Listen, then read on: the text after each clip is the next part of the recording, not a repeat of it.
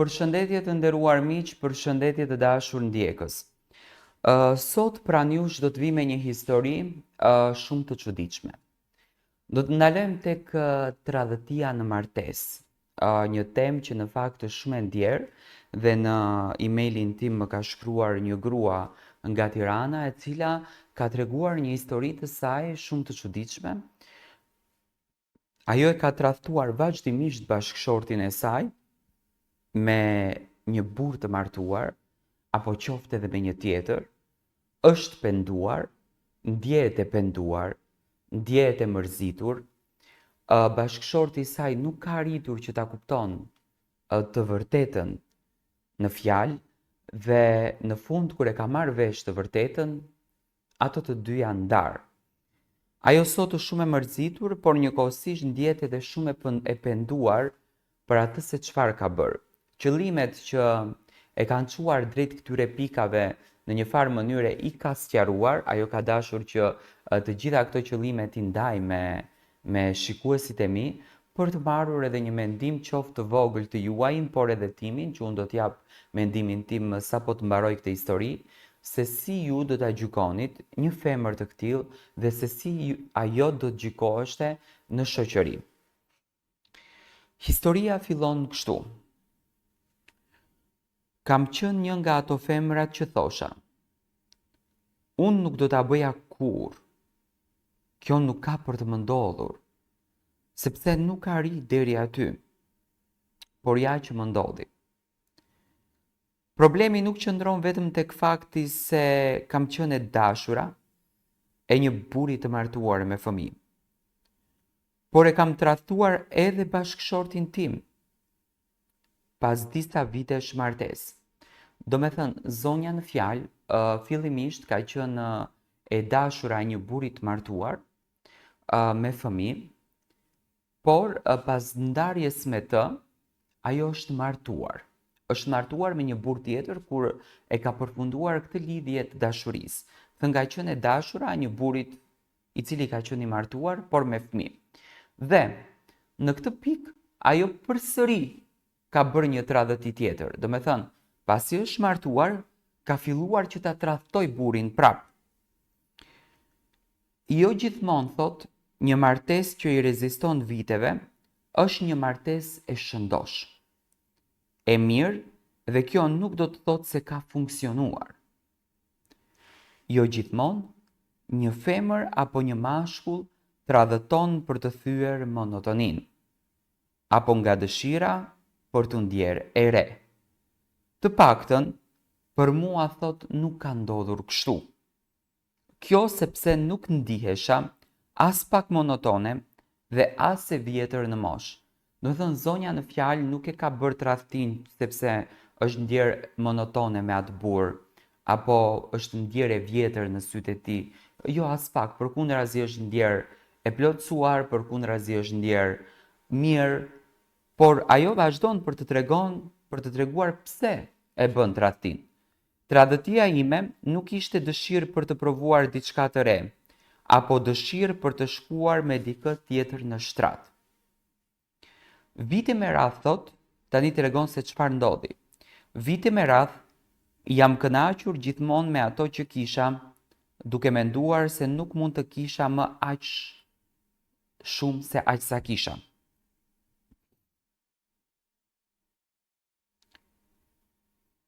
E dia, thot, edhe vetë, gjatë këtyre viteve që po kënaqesha më pak. Shihja çifte të tjera dhe mendoja me veten, lumë si ata. Sa do të doja që edhe unë të kisha një marrëdhënie të tillë, të ishim një çift i tillë. Më pas si thoja vetes, është vetëm një fasadë ajo që kanë ata. Nuk mund të kesh më shumë nga ajo që ke. Kështu vazhdoja të shijoja qetësinë dhe lumturinë time të verbër.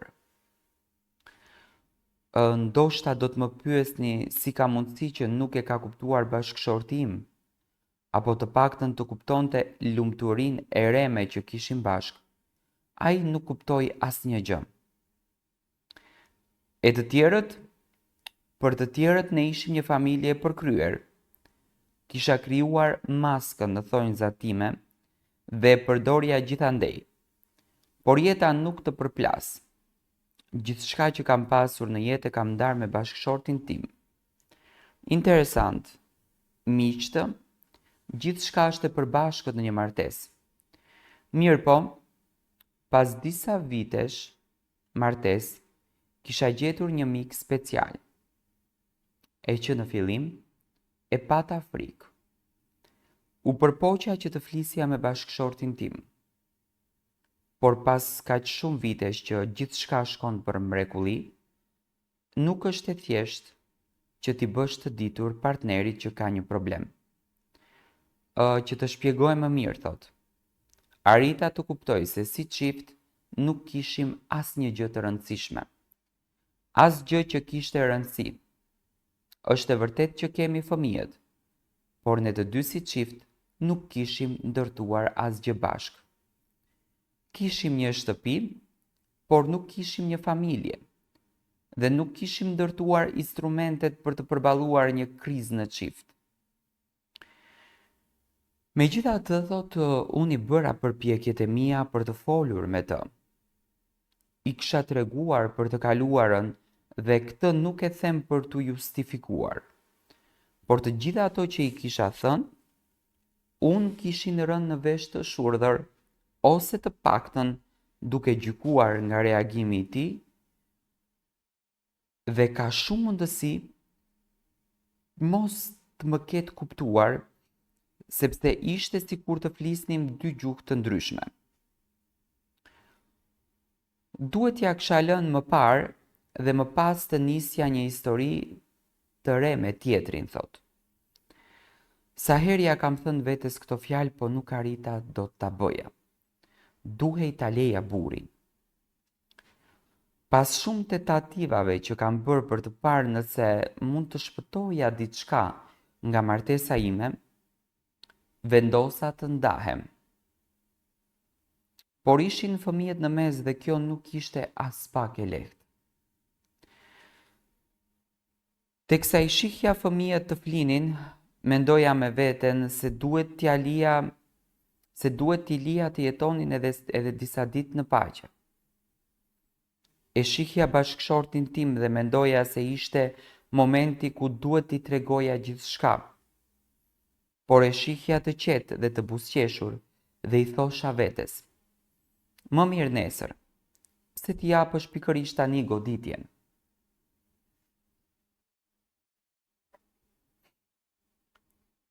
Por të nesërmen nuk gjeja kohë për të folur. Ditën tjetër, një nga fëmijët sëmurej.